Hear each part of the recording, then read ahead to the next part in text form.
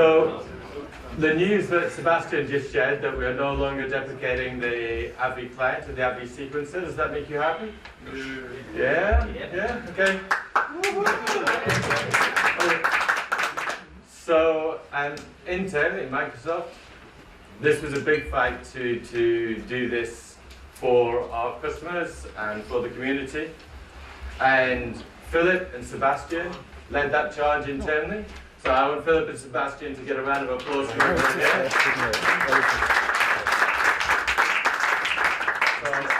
Thanks to you guys. And I will talk about App-V, but at the end of this session. I am the product owner for what used to be called M.A.D AppAttach. It is no longer called M.A.D AppAttach. I removed the M.A.D part, and I'll tell you why in a minute. But it is just called AppAttach now. So these enhancements were released GA earlier this year, and so I'll talk about them. So where is now one AppAttach can be applied to any session host in your environment. Previously, you had to apply it to a single host pool, so only a limited number of VMs. And now you can apply one disk image to thousands of VMs simultaneously, update one image, so you don't have to manage multiples anymore.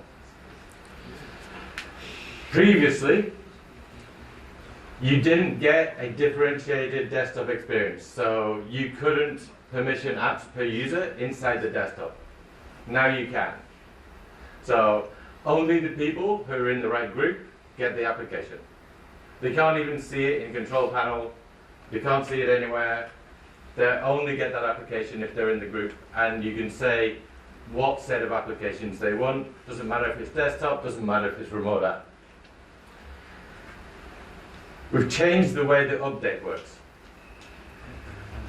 So if you have a multi-session VM, and you have somebody using version 1, and you need to update to version 2. Do you need a maintenance window? No, you don't. Do you need everybody to log out? No, you don't. You can actually update the app whilst everybody's working on version 1, and everybody will keep working on version 1, but the next time they log in, they will get version 2. And you can even have 2 sessions on one VM, where one person is on version 1, one person is on version 2, and they will all work simultaneously together. So no maintenance windows needed, no interruption of workflow needed to update an application from one version to another, or roll back to an earlier version as well. Oh, I didn't finish what I was saying. So, until today, M.A.D AppX or the bundle formats are supported. And modification packages for those, so kind of like an MST, are also supported in all scenarios now as well. It used to be only hybrid identity, but now you can use pure cloud identity. You can use Entra ID only as well for AppAttach. All of these are really good things that we released earlier this year. So, if you have an MSIX from a vendor, so Teams, then we need to be able to create a disk image. Now, all of this is an unzip, a copy, and setting a couple of ACLs. This is not a repackage. This is not a sequence. That MSIX inside that disk image, if you looked at it, it is exactly the same, down to the byte, of an MSIX that is installed inside your VM. So if you install an MSIX on somebody's laptop and you deliver an MSIX via AppAttach, you will have exactly the same experience. Your users will have exactly the same experience. Now, to get that, so Windows Terminal, Preview. I like using preview stuff because they change all the time, right? And because I can now update anything whenever I like and just attach it, then it doesn't matter. They can change every day. I don't care. I can just deliver it. So there's a tool called MSX Manager, which is what you need to use to do that copy, and then unzip the copy and then to set the ACLs. So all I'm doing is just downloading it, and then unzipping it, and I'm going to put it in my program files folder or something, I don't care. I'm just, because I've downloaded from the internet, I'm going to unblock the files so I can use it with PowerShell. Yes. Everything is automatable.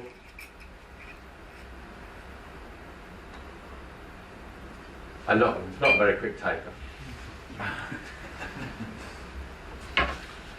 Try to get better.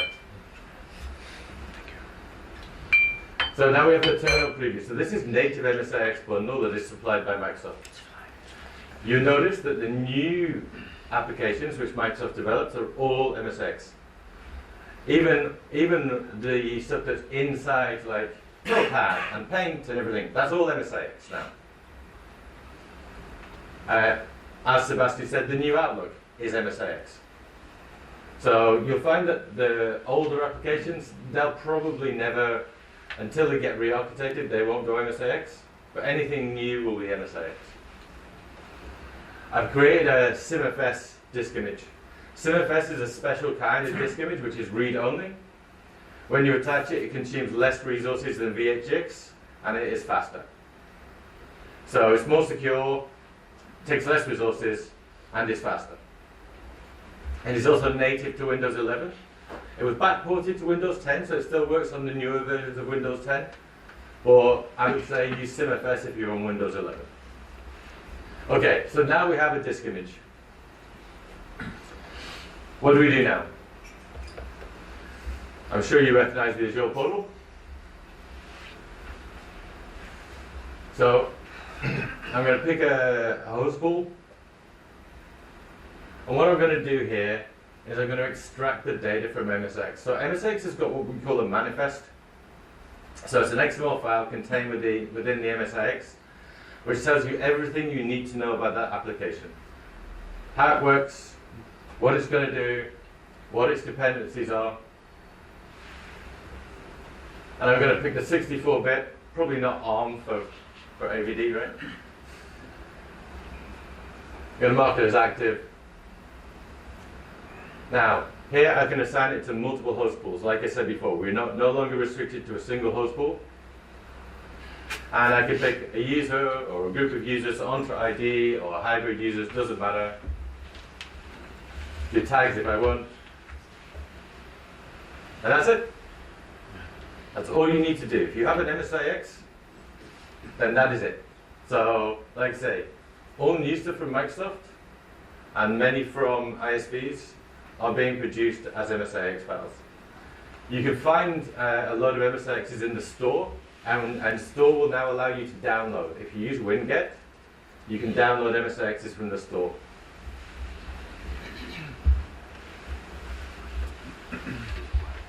I can update what host pools I'm assigned to. I can update what users it's assigned to.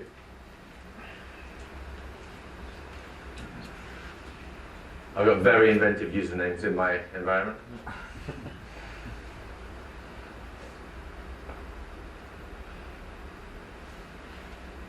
All right. So that will now work for users. That's what you've seen then is all you need to do.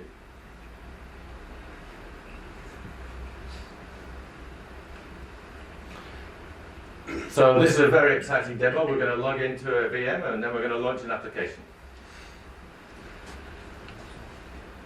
Oh, PowerShell is also an MSIX as well. The new version of PowerShell is MSIX, so you can deliver PowerShell. Sysinternals is now MSIX. You can deliver sysinternals as MSIX. Native.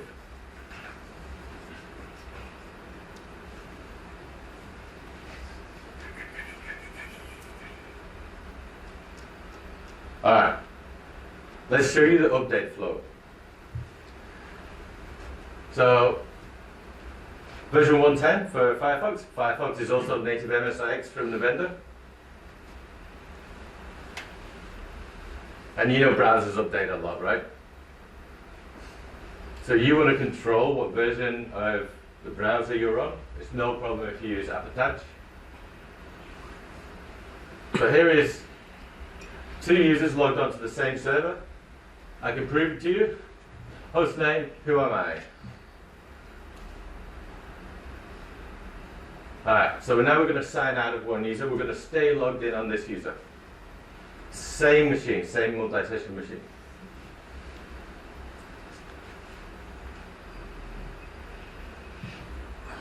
So I already have the disk image for the new version of Firefox in my storage. There we go. I can also browse my Azure file storage account now. I don't have to remember a very long UNC path. So now we're successfully updated to version 1.13 from version 1.10. We're still logged in. Firefox is still running on 1.10 in that session.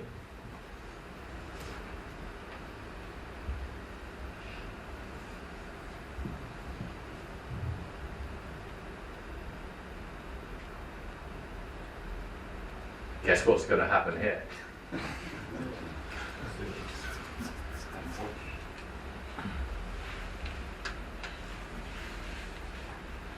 I know what's going to happen because it's a video.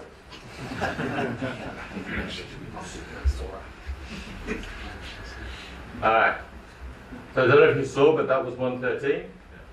Yeah, let's prove it to you again. I'm still on the same VM. Different user. And I'm still logged in here using 1.10. So what I've done is I've managed to update that application without any interruption, without any maintenance window. And I keep looking at you. I'm very sorry, sir. I should look at some people. That's okay. Yeah. That's fine. You're a beautiful man. Oh, yeah. So that means that we can update any application without any interruption to anybody's workflow. I think that's really cool. Everything is now per user. So if you're used to App-V, you're going, oh yeah, Jim, this is old hat. We did do this with App-V since like 2006 when like Microsoft bought Softricity, blah, blah, blah. All right, but this is new to AppAttach, so give me a second.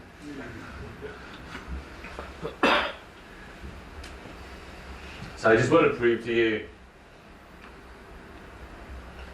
that we can get a different selection of applications on the same multi-session VM for different users. All of this that I'm doing now, you don't have to use the GUI, PowerShell, API, Bicep, ARM templates, Python if you really wanted to do something stupid. And we can here see it as a remote app as well.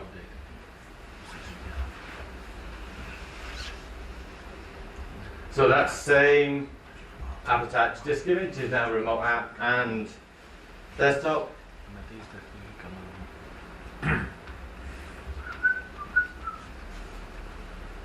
There we go.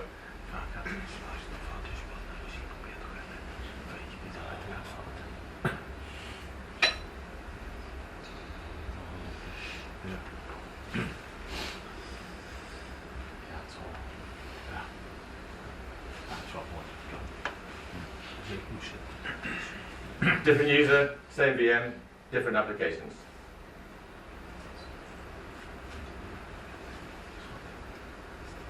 Alright, so just to review what we've told you, any application can be on any session host, can be deployed via desktop or via remote app. Applications are absolutely per user nowadays. Application can be updated without a maintenance window. And there's also a migration script, so if you're using the old version of AppAttach, you can migrate from the old to the new one. I'm not thinking that you have got a big investment in the old crappy version of AppAttach. No, okay. Look at this. Everything that I just showed you for an MSIX file is exactly the same for App-V. Yeah? So the only thing different is that instead, when I pointed to a disk image containing an MSIX, now I just point directly to the App-V file. That's it. That's the only difference. Everything I've just shown you works equally the same for App-V as it does for MSIX now. So I'm going to show you everything I just showed you exactly the same again? No.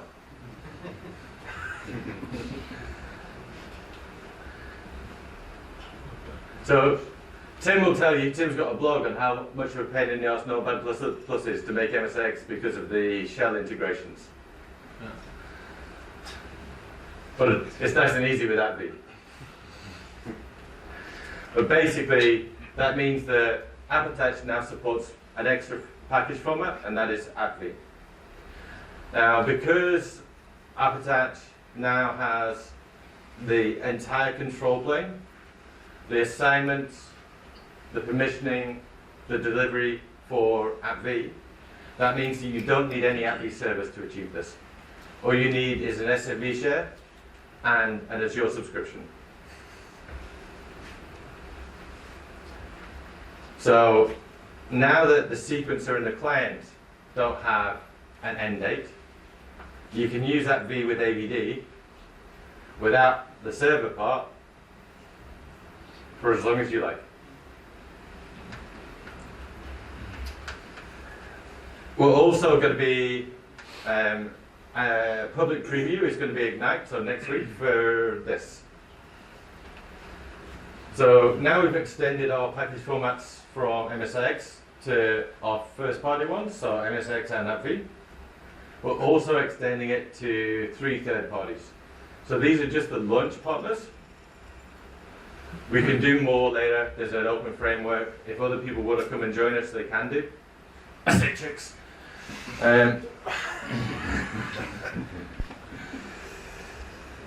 This is a partner YouTube With video. With native support for cloud paging containers and AppAttach, I'm going to eliminating say be application quiet, Rory. compatibility issues and reducing image management across your Azure Virtual Hey, you know what? I'll Desktop let Rory environment speak. is easier than ever. In this video, I'd like to show off CloudPager's new AppAttach storefront feature, which maximizes the utility of this integration. I am already in my Numescent CloudPager tenant, where I have many application containers already published and ready to deploy. Let me show you how I can do this. We'll start by navigating to storefronts. I already have some storefronts created, but let's go through creating a new storefront. I will click Add Storefront. I can select to create a cloud paging storefront, but also have an option to create an AppAttach storefront, which is the focus of this demo. I will start by giving my storefront a name. I will then enter a description, and then I will input my Azure subscription ID. Once entered, I can select a resource group associated with the subscription ID. Then I can select an AVD host pool. At this point, I can add applications I wish to publish for the employees using the Azure Virtual Desktops in this host pool. When I've selected all the applications I would like, I can then click Publish, and I will be prompted to enter a comment. Most administrative actions taken in CloudPager will prompt for comment, and these actions are tracked for audit logging purposes. I won't show it to you right now, but there is an audit log tab on the sidebar which you can use to view the audit logs and export them if you wish. That's For a my CloudPager comment, thing. I'm We going don't to need put it. in a change request number to keep it in lockstep with my change control processes, and if I click Publish, this is now complete. With the storefront published, I will go to my Azure Virtual Desktop AppAttach in my Azure tenant, and I'll just quickly refresh the page. Now we can see my applications from my CloudPager tenant that we added to my AppAttach storefront appear in a list. The next step is for us to assign these applications to users or groups. To do this, we click on the application we want, click on Users, and then we will go ahead and add my IT user group. I will speed up this part of the video, but essentially I'm just repeating this step of assigning each application to the same IT user group. I'd have used a script, Rory, but you With the did. applications assigned, I'm now going to go ahead and launch into my Azure Virtual Desktop using a user account that is a member of the assigned IT user group. At this point, as you expect, it's going through brokering to that session of the Azure Virtual Desktop and logging us in.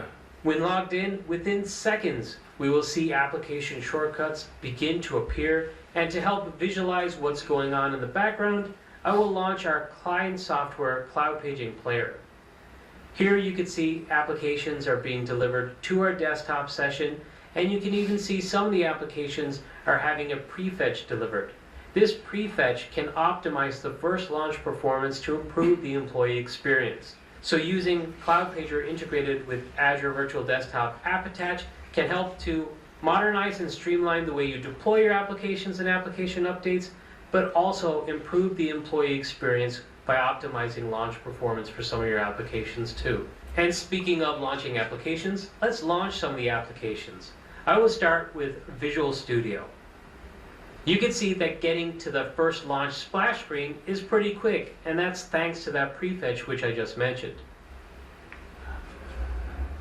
And now I can customize the experience to my liking and then just start using the application. So you can see how great of an experience getting that application and using that application on my Azure Virtual Desktop has been. But let's go ahead and launch another application. And this application I'm going to launch is another application that could be quite large in size. It is Autodesk Revit.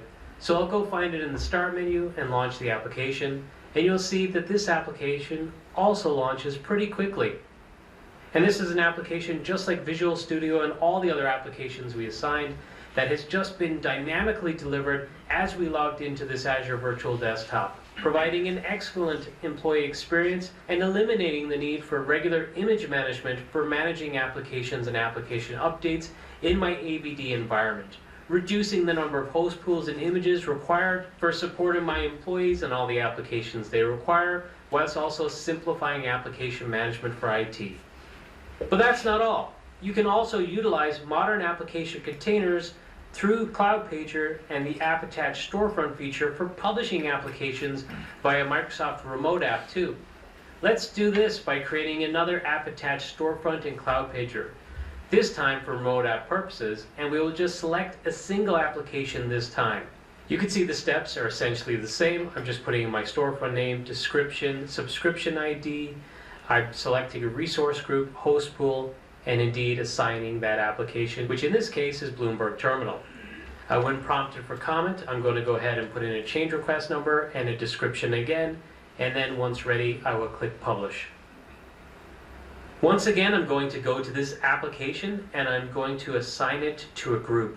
I'll just use the same group we used for the desktop applications. And now if I go back to my already open browser tab showing our Azure Virtual Desktop and refresh the page, we can see our Bloomberg Terminal application now appears. And if I launch this application, within moments we can see the session has been brokered and the application launches and is available for use. Cloud paging containers ensure even your most complex legacy and resource intensive applications can seamlessly... That's enough of that, Rory. I'm not going to show you demos for the other two partner vendors because it's essentially the same. You go to their portal, you push the apps into AppAttach, and then you permission those apps inside Azure so that you get Azure RBAC, Azure Identity, Azure Monitoring, Azure Troubleshooting, Azure Eventing, Azure Automation, but you now have the ability to use MSIX, AppX, App-V, Flex App, App Volumes, and Cloud Pager, all underneath one App-V umbrella, and you can permission them all the same. So as Sebastian said before, this is all about customer choice. This is all about what tools you think are best for your environment and bringing them into the cloud. All right, that was the demo for AppAttach. Thank you very much.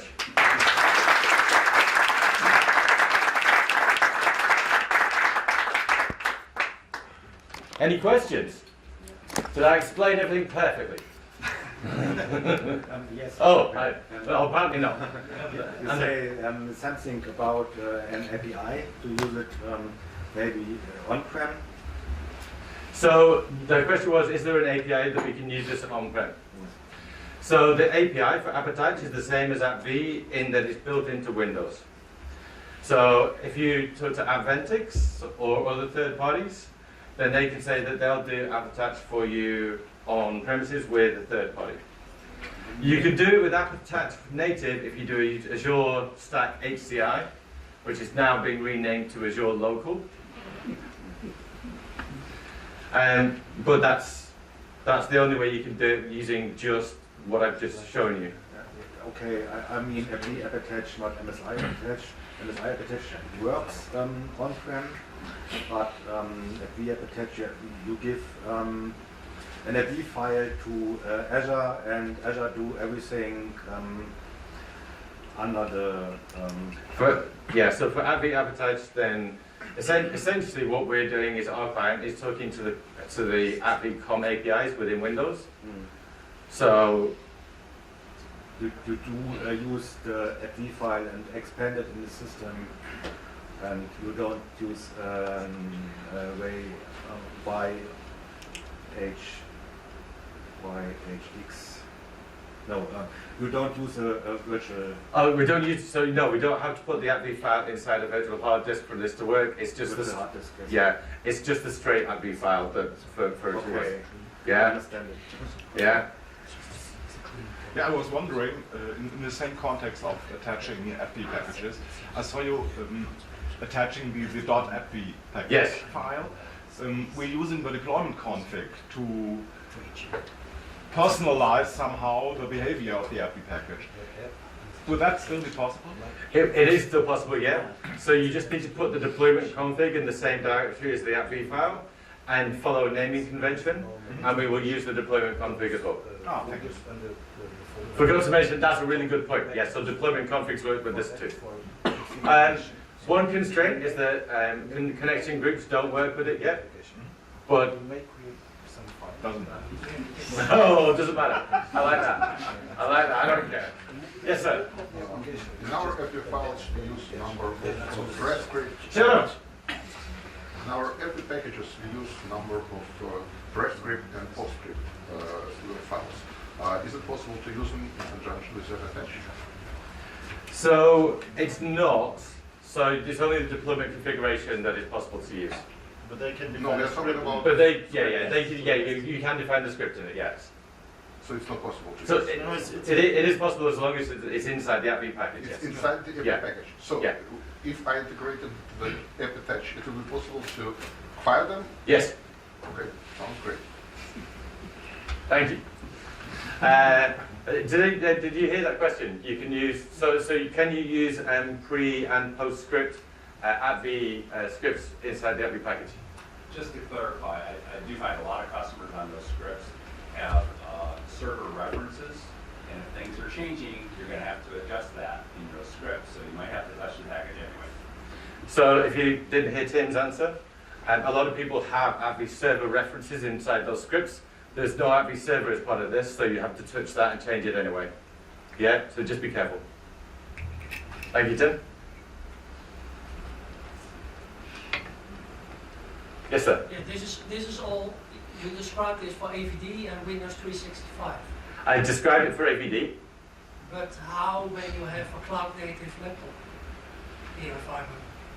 Okay, if you want to do a laptop's a really bad example, right? Yeah, Because that's because why- if it's disconnected and you've got a centrally stored application, yeah. You're right. This is only applicable to cloud. So what I've shown you is only applicable to cloud. If you have a hybrid use case, there are many partners. There is the community stuff that Andreas is showing No there now. hybrid, cloud native. Cloud native. Hybrid only is with Azure Local or Azure Stack HCI as it is now called. I work for the cloud part of Microsoft. If I said to my boss, can I get some money to keep people on-prem? They're going to say no. You had a question. Earlier we had an episode the IOPS. Is there something in the storage you are connecting the App-V files from Yep. to consider how much IOPS do I need to get the applications to our AVD environment? You won't believe how long it is since I've talked about IOPS, but okay. I used to work for a storage company many years ago. That meant Might change your name, then, Jim. yeah, yeah. People used to call me Jimmy IOPS. So, write IOPS are what is hard for storage to cope with. Yeah, especially random write IOPS. So profiles are 4K in size and random and write. So those numbers that Fernando showed you before, those will be 80% write and 80% random. Yeah, so quite hard for storage to deal with. All disks for AppAttach are read-only. Yeah, because as Sebastian said, or somebody said, yeah, there's the cache, Fernando said there's caches in the profiles. All the writes go to the profile. It's only reads coming from the storage. Reads are really, really easy to deal with. And not only that, they're only read when the application starts and is loaded into memory, and then you're writing to the profile. So it's actually super easy in terms of IOPS for storage. What you do have to watch out for, though, is latency. Yeah? Because if you've got a disk in Australia, and you're in Germany, then you're trying to read from that, and it doesn't matter how many IOPS you've got, you're not going to have a good time.